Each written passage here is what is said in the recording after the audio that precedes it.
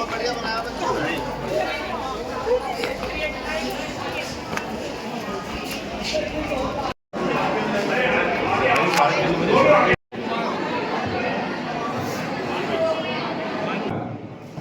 कोई चीज हमें गिफ्ट में मिलती है तो वो बेशकीमती होती है। आप जीवन भर याद रखेंगे कि तोहफा किसने दिया था हमें, किसकी सरकार थी उस समय? उत्तर प्रदेश में माननीय योगी आदित्यनाथ जी की, जिनका मिशन है कि हर बच्चे को मैं टेक्नोलॉजी से जोड़ करके और आसमान तक पहुंचा। इन्होंने शिक्षा के क्षेत्र में बड़ा काम किया। ऐसे सरदार जगजीत सिंह जी और समस्त प्रबंधक कमेटी,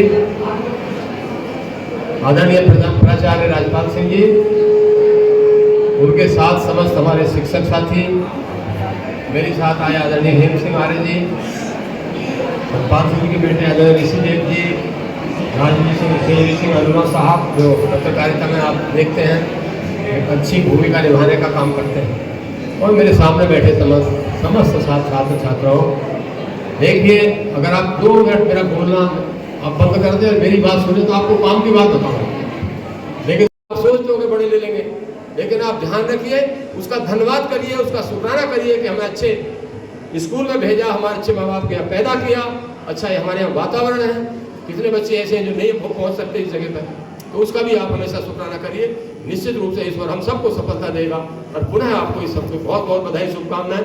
मेरा ये छठा कार्यक्रम पता है आपको, सुबह 9 बजे का निकला हुआ हूँ, 5वें कार्यक्रम हो। मेरे गांव में भी, मेरे घर पे कॉलेज में भी एक मेरा कार्यक्रम है, लेकिन वो रजिस्टर में नहीं लिखा गया तो मैं उसे भूल गया, वहाँ भी मैं मुक्का देती हूँ।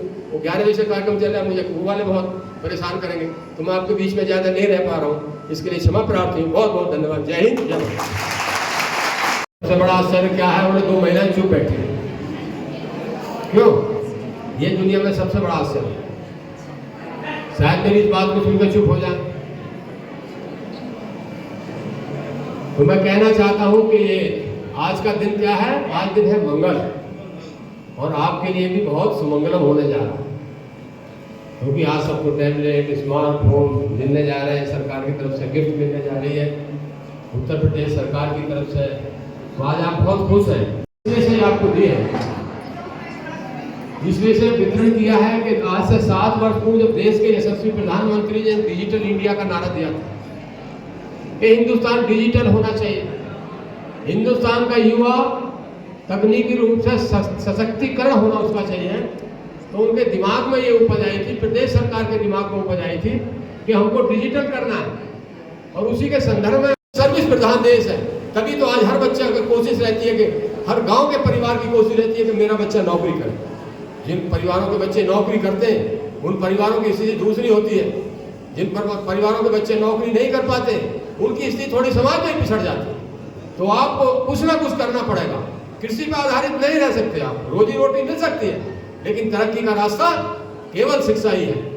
भीमराव अम्बेडकर ने कहा था कि शिक्षा ऐसा शेरनी का दूध है, जो इसे पिएगा वो शेर हो जाएगा।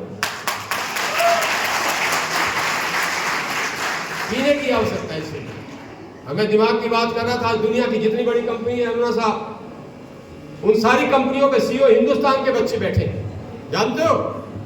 अगर गूगल का आप चर्चा करें, गूगल का सीईओ सुंदर पिचई, माइक्रोसॉफ्ट का भी सीईओ सत्य नडेला, ट्विटर का सीईओ हमारा अजय पराग अग्रवाल है, और IBM का सीईओ अरविंद कृष्णा है, और अभी पिछले वर्ष जोरदार तालियां बजाना अगर मैं मेरे से सहमत हो कि दुनिया का जो सबसे बड़ा बैंक है, जो सारी दुनिया को कर्जा देता है, उसका चेयरमैन भी हिंदुस्तान का अजय बांगा। तो ये है हिंदुस्तान का दुनिया। और एक बात और कहता हूं, अब्दुल कलाम जी कहते थे कि बगैर खनिज संसाधनों के किसी प्रदेश देश का विकास संभव है, लेकिन बगैर आपके किसी भी प्रदेश और देश किसी भी देश का विकास संभव नहीं है। तरक्की नहीं हो सकती आपके बगैर, मानव संसाधन चाहिए। और उदाहरण देता हूं मैं इस बात के आपको दुनिया की, तो जापान हमसे बाद में आजाद हुआ, लेकिन ब्रेन है उनमें, उनकी टेक्निक ही देखी हमसे कितने आगे पहुंच गए लोग। अगर देश के अंदर देखना चाहो, छत्तीसगढ़, उड़ीसा, बिहार, झारखंड ऐसे स्टेट हैं जिनमें खनिज संसाधन भरे पड़े, लेकिन दिमाग कहाँ? दिमाग केरल में है, दिमाग कर्नाटक में है, दिमाग वेस्ट बंगाल में है। वो हमसे आगे बढ़ गए इस मामले के, दिमाग पंजाब में। तो हम कहना चाहते हैं दिल्ली में वहाँ खनिज संसाधन नहीं, लेकिन सारी ट्रेनिंग दिल्ली में ही आ जाइए, पैसा IPS और ICS। तो आप लोगों को ये शुभ अवसर है। और देखो एक बात कहकर और कहना चाहूंगे, जगदीश सिंह जी के मतलब की बात, हम लोगों के मतलब, हम लोग कॉलेज चलाते हैं। कोई भी दुनिया में धनाढ्य व्यक्ति कभी समाज का प्रेरणा स्रोत नहीं बन सकता। मेरा अपना आकलन, कौन बनेगा समाज का प्रेरणा स्रोत? जो शिक्षा की ज्योति जलाने का काम करे। ऐसे लोग हैं, सरदार जगदीश सिंह जी हैं, जिन्होंने कई कई शिक्षण संस्थाएं चलाई। हम लोग भी शिक्षण संस्था चलाते हैं और हम ये सोचते हैं कि कल हम नहीं रहेंगे। वास्तव में सारी दुनिया में कोई परमानेंट नहीं आया है, लेकिन जब हम Kundan Singh memorial inter college, Kundan Singh PG college और बहुत सारी शिक्षण संस्थाएं देखेंगे तो जगदीश सिंह जी का नाम हमेशा अमर रहेगा। डॉक्टर ढिल्लों का नाम हमेशा अमर रहेगा। लोग कहेंगे पिछले कॉलेज खोला हुआ जगदीश सिंह भूल गए। इनके पिताजी भी चौधरी सरदार कुंदन सिंह भी प्रधानाचार्य रहे, आज भी नाम है उनका, खास गुज इंटर कॉलेज के प्रधानाचार्य रहे। मैं उनका जब छोटा था तो दीवान में आया करते थे, उनका भाषण सुना करता, बहुत अच्छे स्पीकर थे। तो मैं आप लोगों को कहना चाहता हूँ कि आप इस सुंदर अवसर पर एक जरूर कुछ ना कुछ यहाँ से सीख के जाइए। आपको मोबाइल मिला है, अपनी पॉजिटिविटी लाइए, सकारात्मक दृष्टि अपनाइए। मैं हमेशा इस बात को कहता हूँ, वो एक बात कहा करते थे, वो रजनीश आचार्य रजनीश, कि जो लोग सकारात्मक जीवन में व्यतीत करते हैं वो लोग स्वर्ग में रहते हैं, और जो केवल लड़ाइयाँ, झगड़े, निगेटिविटी, गंदे विचारों के साथ जीवन व्यतीत करते हैं उनका जीवन नरक के अंदर होता है। बस इतना ही फर्क है स्वर्ग में। तो आप अपने विचारों को शुद्ध करिए, अपने संस्कारों को बनाइए, अपनी शिक्षा पे ध्यान दीजिए। मैं तो गोली बेचने वाला डॉक्टर था और गोली मैंने बहुत बढ़िया बेची, 250 मरीज देखा गया था। क्यों? लेकिन जुझारूपन था, समर्पण था अपने काम के प्रति। मैं जब डॉक्टर था तो वहां बहुत अच्छा था, लेकिन अब मैं अपने समाज के काम में आया हूँ, राजनीति के काम में आया हूँ। मेरी हमेशा ये बात रहती है कि मेरा प्रबंधन ठीक हो, मेरी शिक्षा का क्षेत्र ठीक हो, मेरे अध्यापक ठीक हो, शिक्षण संस्थाएं ठीक चले। और मैं आपकी समय समय पर बात विधान परिषद में कहता हूँ, समय पर बात आपकी यूनिवर्सिटी के अंदर जो भी मंच मेरे को मिलता है मैं उसको उठाने का काम करता हूँ। ये आप कभी भी देख सकते हो, कभी मेरे व्हाट्सएप फेसबुक पर आप जुड़ सकते हो इस चीज़ के लिए। तो कोशिश रहती है कि एक अच्छा वातावरण बने हमारे जिले में, शिक्षण संस्थाओं में अच्छा वातावरण मिले। प्रदेश की सरकारें आपके सहयोग के लिए खड़ी, कितनी अच्छी कानून व्यवस्था है। पहले बेटी स्कूल आते हुए डरती थी, स्कूल से जाते हुए डरती थी, रात को निकलते हुए डरती थी, बच्चा स्कूल आते हुए डरता था कहीं कोई गड़बड़ ना हो जाए।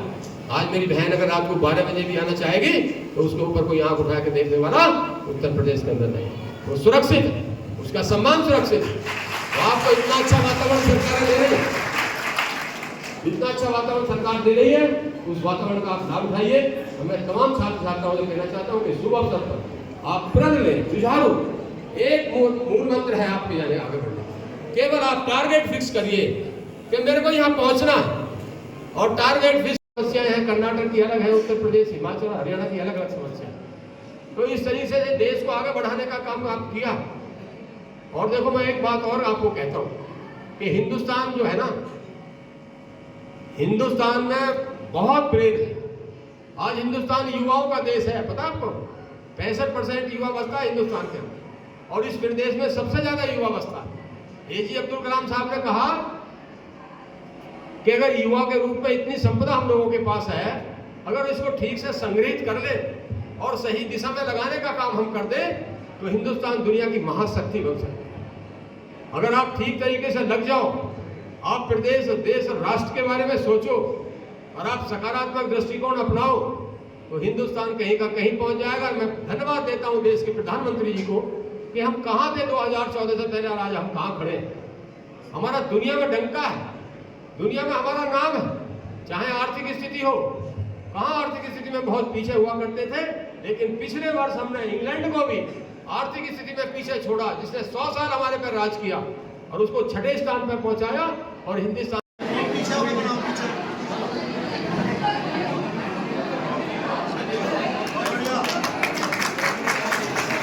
सोने ने तो MSc ज्योग्राफी, MA ज्योग्राफी और अंजू बन MSc जूलॉजी, इन सब पीछे हो गए।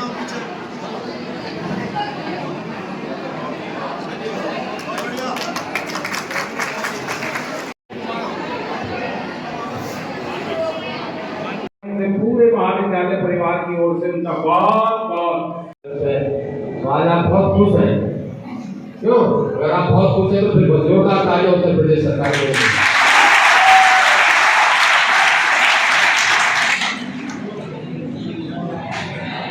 और सरकार ने इसलिए से आपको दिए,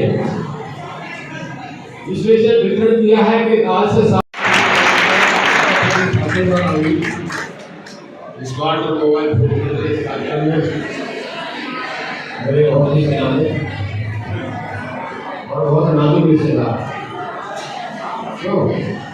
बहुत नाजुक रिश्तेदारी है के बारे बहुत ही अपने जीवन में ऊंचाइयों को छुएंगे, तो उनका आने पर बहुत बहुत स्वागत।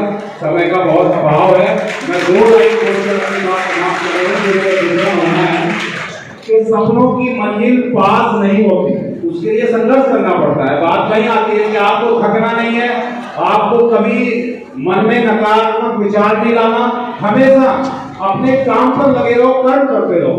सपनों की मंजिल पास नहीं होती, जिंदगी हर पल उदास नहीं होती, और कभी कभी तो ऊपर वाला वो भी दे देता है जिसकी हमें कभी आस नहीं होती। तो ये है कि आपको देखो